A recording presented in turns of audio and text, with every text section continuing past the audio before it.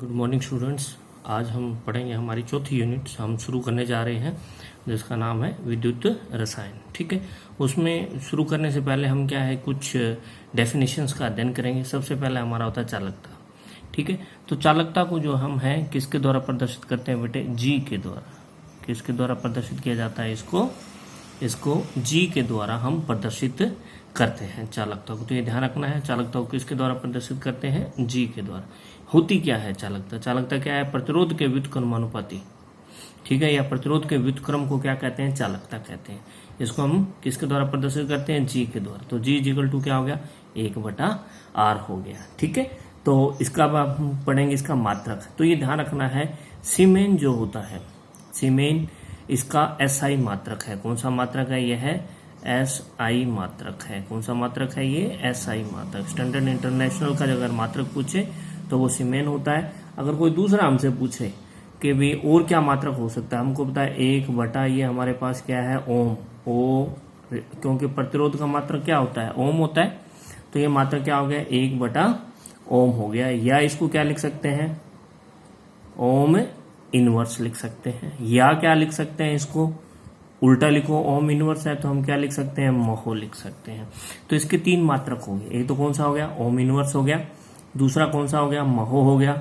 और तीसरा हो गया SI मात्रक। SI मात्रक क्या होता है? सीमेन होता है। सीमेन्स होता है, S से प्रदर्शित करते हैं। ठीक है, SIMENS, सीमेन्स इसका क्या होता है? मात्रक होता है। ठीक है, दूसरी हमारी जो महत्वपूर्ण जो डेफिनेशन है उसको बोलते हैं विशिष्ट चालकता। ठीक है, या इसको बोलते हैं कंडक्टिविटी। क्या बोलते हैं? कंडक्टिविटी या स्पेसिफिक कंडक्टेंस। तो पहली चीज ये ध्यान रखना है, इसको कापा के द्वारा प्रदर्शित करते हैं। किसके द्वारा? कापा के द्वारा। कापा होता क्या है? जैसे के बनाते हैं, के में थोड़ा सा हम क्या करते हैं? इसका चेंज कर देते हैं। थोड़ा सा के करके थोड़ा इसको नीचे की ओर, इसको थोड़ा सा नीचे की ओर कर देते हैं, तो वो हमारा क्या बन जाता है? कापा बन जाता है। होता तो के है, के को थोड़ा नीचे किया तो वो कापा बन गया। अब होता क्या है? यह विशिष्ट प्रतिरोध के व्युत्क्रम को क्या कहते हैं? विशिष्ट चालकता कहते हैं। भाई हमारा चालकता क्या थी? प्रतिरोध का व्युत्क्रम थी। चालकता थी प्रतिरोध का व्युत्क्रम है। अब विशिष्ट चालकता क्या है? विशिष्ट प्रतिरोध के व्युत्क्रम को क्या कहते हैं? विशिष्ट चालकता कहते हैं। तो होता क्या है? कापा इजिकल टू क्या होगा? 1/, ये जो विशिष्ट प्रतिरोध होता है इसको हम प्रदर्शित करते हैं किसके द्वारा? रो के द्वारा। रो जो हम कैसे लिखते हैं मैं दोबारा से लिख के बता रहा हूं, ऐसे करके जैसे पी बनाते हैं, पी को थोड़ा सा नीचे से कर्व कर दो तो वो आपका क्या हो जाता है? रो हो जाता है। ठीक है, तो कापा इजिकल टू क्या हुआ? 1/रो हो गया। ठीक है, अब हमको पता है कि जो R है वो समानुपाती होता है L/A के। ए यहाँ पे आपका क्या है? क्रॉस सेक्शन एरिया, स्मॉल ए। L तो हो गई उसकी लेंथ, ठीक है, A हो गया उसका क्रॉस सेक्शन एरिया हो गया। तो यहाँ पे L तो क्या हो गया? लेंथ हो गई उस तार की, क्योंकि जो प्रतिरोध होता है वो लेंथ, और A क्या हो गया? क्रॉस सेक्शन एरिया हो गया। ठीक है, क्या हो गया? क्रॉस सेक्शन एरिया हो गया। तो R इजिकल टू, समानुपातिक निशान हटाएंगे तो एक कोई कांस्टेंट आएगा जिसको अपने क्या कहते हैं? रो कहते हैं। रो है क्या? विशिष्ट प्रतिरोध है। तो L/A, लेकिन हमें पता है कि कापा इजिकल टू क्या है? 1/रो है। तो यहां से 1/रो निकाल लो। ठीक है, 1/रो निकालेंगे। इस समीकरण को हल करके 1/रो, पहले मैं रो निकाला, इससे इधर निकाल रहा हूं। यहां से रो इजिकल टू क्या हो गया बेटा? RA/L हो गया। और वहां से मैंने क्या किया? 1/रो कर दिया। ठीक है, 1/रो करेंगे तो क्या हो जाएगा? L/RA हो जाएगा। तो इसका मान क्या किया? इस समीकरण में रख दिया। तो कापा इजिकल टू क्या हो जाएगा हमारा? कापा इजिकल टू, मैं दोबारा से इसको लिख रहा हूं क्योंकि मैंने ये डायरेक्ट लिखा हुआ है। तो यहां से कापा इजिकल टू मैं यहां पे लिख रहा हूं, ये समीकरण क्या होगी? कापा इजिकल टू L/RA लिखा, L/RA। तो 1/R किसके बराबर होता है? G के बराबर, क्योंकि G इजिकल टू क्या है? 1/R है। तो यहां पर हम क्या लिख देते हैं? Kappa is equal to G into L/A। जो G तो क्या हो गया हमारा? चालकता होगी। L/A को क्या कहते हैं? सेल नियतांक कहते हैं। क्या कहते हैं? L/A को क्या कहते हैं बेटे? सेल नियतांक। तो जो आपका कापा है या विशिष्ट चालकता है वो किसके बराबर होगी?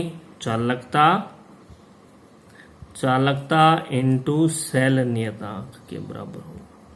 सेल नियतांक के बराबर, क्योंकि L बटा A जो होता है वो किसके बराबर होता है? सेल नियतांक के बराबर होता है। किसके बराबर होता है?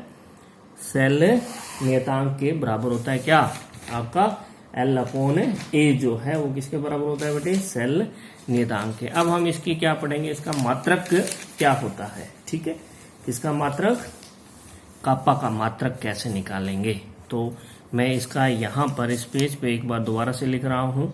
मात्रक निकालने के लिए हमें रो इजिकल टू क्या था बेटा? L बटा R A था। ठीक है, 1 बटा R जो है, 1 बटा R इसको कैसे लिख सकते हैं? L अपॉन A लिख सकते हैं। तो यहाँ हमारा 1 बटा R यानी कि 1 बटा क्या बना? ओम बना। ठीक है, इनटू लेंथ को मैंने किस में लिखा? सेंटीमीटर में लिखा। एरिया को किस में लिखा? सेंटीमीटर स्क्वायर में लिखा। ठीक है, तो हमारा क्या बन गया? यहाँ पे हमारा क्या बना? ओम इनवर्स, क्योंकि ऊपर गया 1 सेंटीमीटर से 1 सेंटीमीटर कट गया, क्या बना? सेंटीमीटर इनवर्स बना। ठीक है, तो एक तो हमारा मात्रक ये हो गया। ए क्या हो सकता है? ओम इनवर्स को हम उल्टा लिखें तो क्या बन जाएगा बेटा? मोहो सेंटीमीटर इनवर्स। एक ये हो सकता है। या जो आपने अगर SI की मात्रक की बात करें तो हमको पता है कि 1 बटा R जो है वो किसके बराबर था? सीमेंस के बराबर, S के बराबर। ठीक है, इनटू ये लंबाई किस में होती है? मीटर में होती है। बटा में आपका क्या है? A है। A क्या होता है? मीटर स्क्वायर होता है। तो यहां से इसको ऊपर जाएगा, ये माइनस का हो जाएगा, ये एक प्लस का है, तो हमारा बच क्या गया? SM minus. तो कापा इजिकल टू जो SI यूनिट है, ये कौन सा है? ये SI यूनिट है। तो सीमेंस मीटर इनवर्स। तो ये इसका क्या हो जाएगा? आपका मात्रक हो जाएगा। जैसे मैंने यहाँ पे लिखा हुआ है, ये आपका S, ये मात्रक है बेटे, S मीटर इनवर्स आपका इसका मात्रक हो जाता है। ठीक है, तो ये तो होगी 2 डेफिनेशन। एक्चुअली अगर आप क्या करते हो, L बराबर 1 कर देते हो, 1 बराबर क्या होता है? 1 सेंटीमीटर स्क्वायर कर देते हैं, तो वो क्या हो गया? ये सेंटीमीटर, ये आपका सेंटीमीटर स्क्वायर, तो वो क्या बन गया? दोनों को अगर अपने मिलाएं तो वो क्यूब बन जाता है ना। तो इसकी हम एक और परिभाषा भी दे सकते हैं। क्या दे सकते हैं इसकी परिभाषा? कि 1 सेंटीमीटर क्यूब, 1 cm क्यूब, ये आपका क्या है? 1 cm क्यूब, 1 सेंटीमीटर क्यूब या 1 ml विलियन की चालकता को क्या कहते हैं? विशिष्ट चालकता कहते हैं। ठीक है, अब उसके बाद तीसरी हमारी परिभाषा है मोलर चालकता। अब मोलर चालकता किसको कहते हैं? पहले ये पता होना चाहिए। इसको लैम्डा m के द्वारा प्रदर्शित किया जाता है। किसके द्वारा? Lambda m। ये हमारा क्या है बेटे? m है। ठीक है, ये हमारा m है, लैम्डा m के द्वारा प्रदर्शित करते हैं।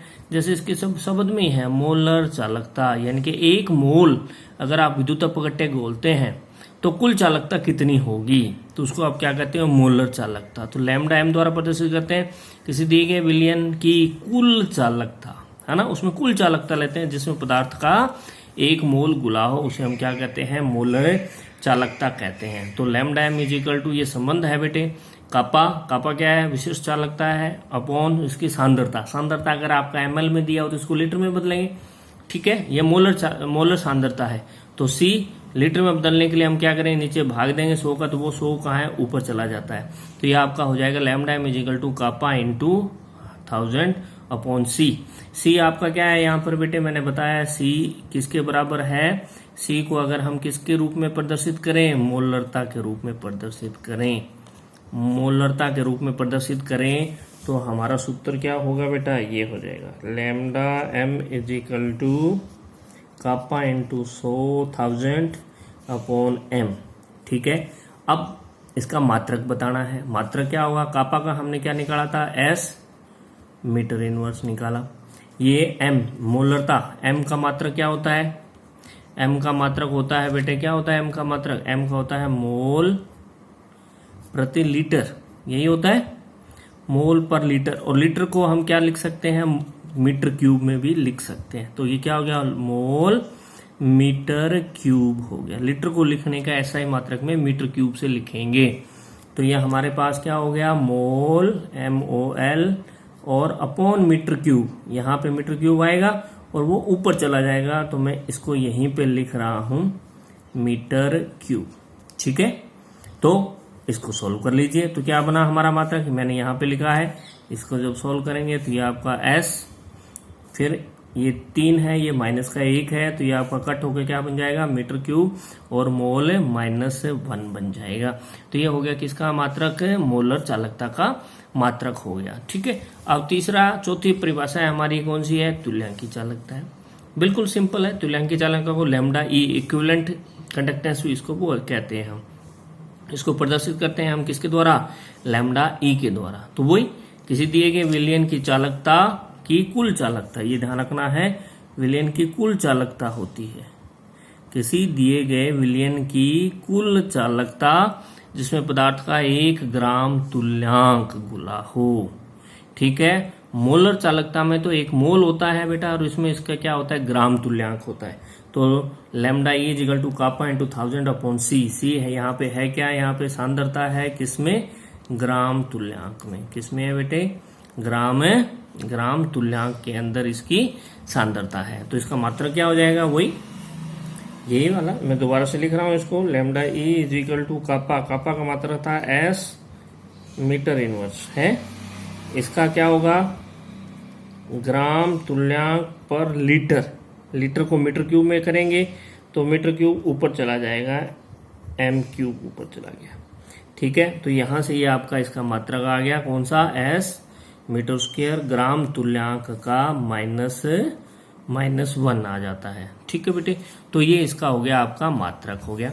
अब क्या होता है, हम देखते हैं कि तनुता का क्या प्रभाव पड़ेगा इसके ऊपर। तो सिंपल आपने ध्यान में रखना है कि तनुकरण करने पर, अगर आप तनुकरण करेंगे तो चालकता, मोलर चालकता और तुल्यांकी चालकता, ये तीनों बढ़ती है। क्यों, क्योंकि वियोजन की मात्रा क्या हो जाती है, बढ़ जाती है। जब वियोजन की मात्रा बढ़ेगी तो क्या होगा, आयनों की संख्या भी बढ़ जाएगी। ठीक है। लेकिन आपने ध्यान में रखना है कि उसकी जो विशिष्ट चालकता है, कौन सी चालकता, उसकी विशिष्ट चालकता घटती है। क्योंकि विशिष्ट चालकता क्या होता है, 1 ml में या 1 cm³ में आयनों की संख्या। जैसे मैं मान लेता हूं, एक उदाहरण के रूप में अपने मैं आपको समझाता हूं भी क्यों घटती है। मान लिया हमने इधर क्या माना कि 1 cm³ में मान लेते हैं 10 आयन थे। कितने आयन थे, 10 आयन थे। ठीक है। अब आपने इसको तनु कर दिया, मैंने क्या किया, तनु किया। 1 ml में मैंने बाकी पानी मिलाया 9 ml, अब कितना बन गया, ये 10 cm³ हो गया।